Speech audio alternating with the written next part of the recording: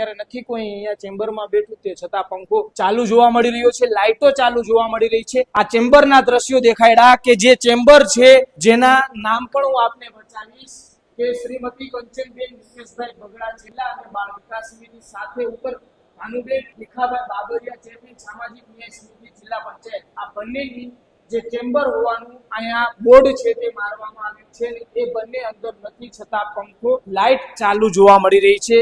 અને જે ખર્ચ અહીંયા દેખાડવામાં આવ્યો તે ખર્ચ પણ હું આપને સંભળાવીશ કે જિલ્લા પંચાયત દ્વારા કચરો સાફ કરવા માટે 12 લાખ રૂપિયાનો ખર્ચ છે તે દેખાડવામાં આવ્યો છે। પ્રિન્ટર શાખા રેકોર્ડ કોમ્પ્યુટર એક જગ્યાએથી બીજી જગ્યાએ સ્થળાંતર કરવા માટે થઈને પણ 12.23 લાખનો ખર્ચ છે તે દેખાડવામાં આવ્યો છે।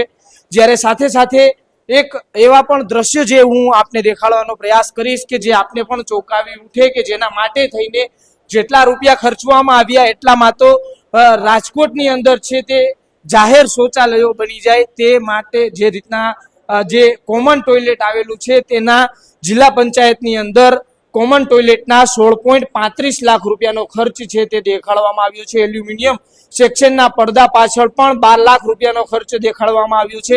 જે અહીંયા કોમન ટોયલેટના જે ખર્ચ દેખાડવામાં આવ્યો છે તે મુજબની કામગીરી જે અહીંયા અત્યારે હોવી જોઈએ તેવી પણ જોવા નથી મળી રહી।